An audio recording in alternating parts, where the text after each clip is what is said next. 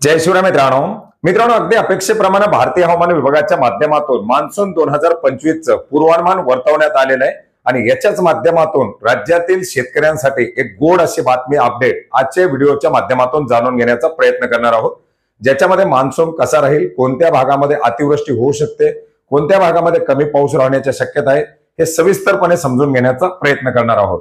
मित्रांनो, आपण पाहिलेले की प्रत्येक वर्षी स्कायमेटच्या माध्यमातून हवामान विभागाच्या माध्यमातून पूर्वानुमान वर्तवण्यात येतात।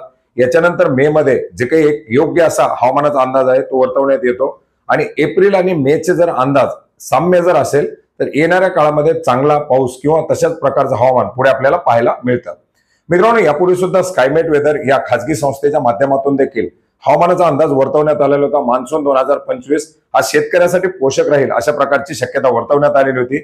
104% पर्यंतच्या पावसाच्या शक्यता त्याच्या माध्यमातून वर्तवण्यात आलेल्या होत्या आणि याच्याबद्दल आपण अपडेट सुद्धा घेतलेले आहे। आणि मित्रांनो, अखेर शासनाच्या माध्यमातून भारतीय हवामान विभागाच्या माध्यमातून देखील अधिकृत असा मान्सून 2025 चा पूर्वानुमान जाहीर करण्यात आलेला आहे, ज्याच्यामध्ये सुद्धा मान्सून 2025 मध्ये 105% राहण्याची शक्यता वर्तवण्यात आलेली आहे। मित्रांनो, एकंदरीत 868 मिलीमीटर हा सरासरी पाऊस मानला जातो आणि याच्यापेक्षा सुद्धा थोडा पाऊस जास्त राहण्याच्या शक्यता वर्तवण्यात आलेल्या आहेत। मित्रांनो, याच्यामध्ये आपण जर पाहिलं तर जे काही अनुमान वर्तवण्यात आलेले आहेत याच्यामध्ये कमी पावसाच्या शक्यता या 2% पर्यंत राहतील अशी शक्यता वर्तवण्यात आलेली आहे। याच्यामध्ये 90 ते 95% पावसाच्या 9% शक्यता वर्तवण्यात आलेली आहेत।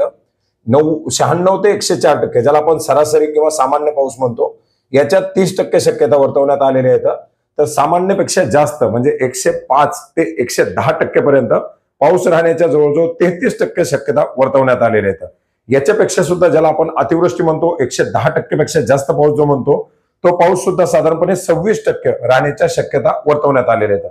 अर्थात आपण जर पाहिलं तर 70 ते 75% पेक्षा जास्त शक्यता ही अति पावसाची आहे, म्हणजे सरासरीपेक्षा जास्त पावसाची वर्तवण्यात आलेली आहे।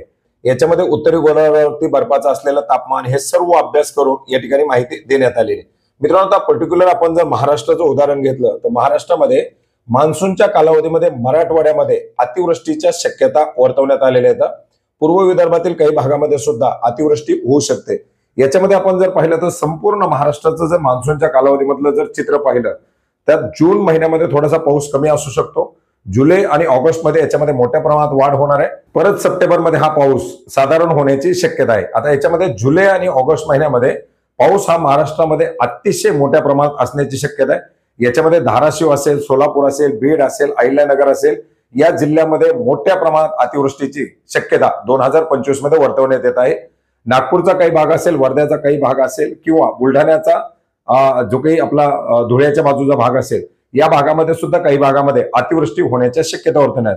एकंदरीत आपण पावसाचं जर चित्र पाहिलं तर 2025 मध्ये एकूण सरासरीच्या एकूण अवरेजच्या जास्त पाऊस असण्याच्या शक्यता मोठ्या प्रमाणात आहेत आणि एकंदरीत पूर्ण देशाच्या चित्रापैकी महाराष्ट्रामध्ये या पावसाचं प्रमाण हे सरासरीपेक्षा जास्त असण्याच्या शक्यता आहेत आणि याच्यामध्ये जुलै आणि ऑगस्ट मध्ये हा पाऊस जास्त होणार।